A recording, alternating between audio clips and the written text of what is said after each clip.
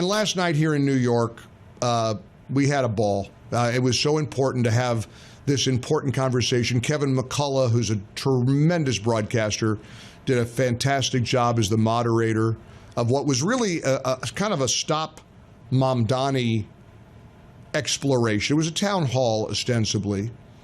A lot of the night was spent arguing about whether Curtis Sliwa should drop out of the race or not. The election's a few weeks away. Mamdani is leading in the polls. Yesterday, Mamdani commemorated the October 7th terror attacks as only he could by blasting Israel, talking about genocide. I mean, Robert Spencer over at PJ Media wrote, couldn't the guy have had enough basic humanity at least to wait until the 8th of October? Nope.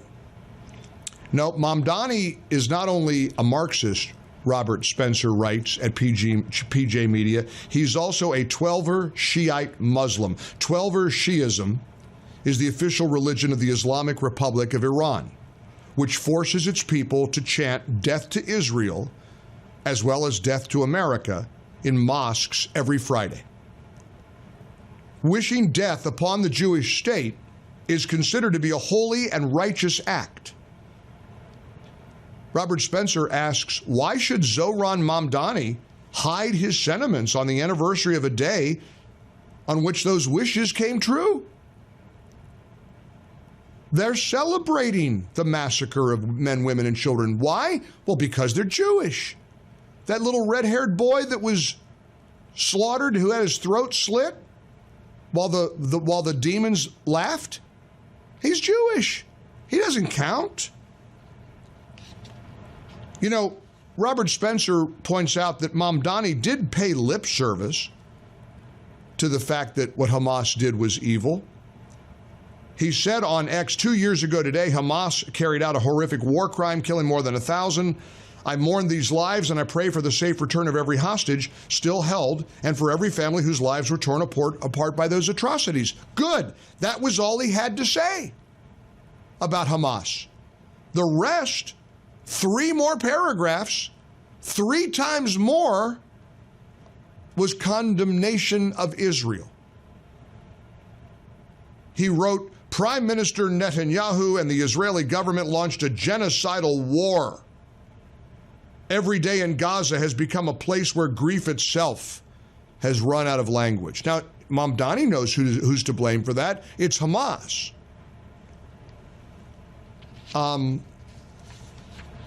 Last night, my friend and colleague Hugh Hewitt was very plaintive in his belief that you got to vote for Andrew Cuomo. I swear, Hugh sounded like Andrew Cuomo's press secretary last night. And again, Hugh's a friend and a colleague, and I love the guy. But I had to point out a couple of times to the panel, let's not forget who authored the book, A Mormon in the White House. All right? Before you go, hey, Nostradamus, I'm not real sure, because Hugh said there is absolutely no way Curtis Sliwa, the Republican, can win here in New York. You got to vote for Cuomo, period, end of sentence. He wrote today on X, on a special broadcast last night, I declared again and again to my fellow panelists, including Mike Gallagher and Joe Piscopo, that voters in New York City have to vote for Andrew Cuomo, especially Republican voters. Our old colleague, Curtis Sliwa, simply cannot win in a city that has our registration of 23%, no matter how much people who know him like him and his high name ID. Now, the argument that there's not enough Republicans in New York to elect a Republican doesn't seem to explain the wildly popular Rudy Giuliani, the mayor of America's mayor, the mayor who cleaned up this city and turned the whole thing around, or Bloomberg for that matter. If Republicans simply can't get any Republicans elected in New York City, Rudolph Giuliani doesn't exist. Mike Bloomberg didn't happen. It has happened, And it can happen. I got an email today from somebody who was taking me to task for my conflict. And I admit, and I've shared with you, that I've struggled with this. I truly struggled. Because Hugh is right on paper. Pragmatically, look, if you're going the establishment route, an establishment Politico will say, well, Curtis doesn't have enough polling. He does. He's got more polling than Curtis. So that's the conventional wisdom. Do we not know by now how stupid it is to rely on conventional wisdom? And I got Hugh to admit that he predicted that Hillary would win in 2016. And I promise you, I know Hugh, again, he's a friend. He was every bit as confident of Hillary's victory in 2016 as he is of Cuomo being the only way to stop Mamdani. And I shared with you this week, I shared my apology. And I apologize to Curtis, and I apologize to anybody who felt let down by me waffling on Curtis last week or 2 weeks ago and saying, gosh, maybe he needs to step down, maybe he should drop out. Make it a one-on-one race. Cuomo has better polling than Curtis. And I talked to my pal Mark Davis, and Mark reminded me, you do the right thing.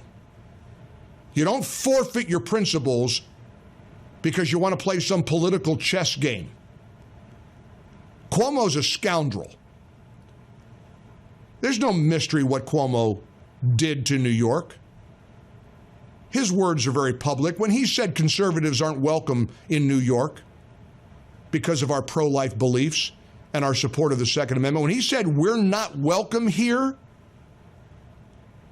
when his disastrous response to COVID led to deaths of people in nursing homes, when his scandal after scandal after scandal, this is the guy that you want to endorse? No, you do the right thing and pray that it works out in the end. It may not. It may not. This city might be cursed by a communist, socialist, wolf in sheep's clothing named Zohran Mamdani. And if it happens, it happens. I hate it for New York. I certainly love it for the political aspirations of every Republican around the country, because Zohran Mamdani will, and this is something that's very important, Zohran Mamdani will become the face of the Democrat Party. He will he will push out AOC, Hakeem Jeffries, Chuck Schumer, anybody else that you think represents today's Democrats. Mamdani will be on every left-leaning news outlet.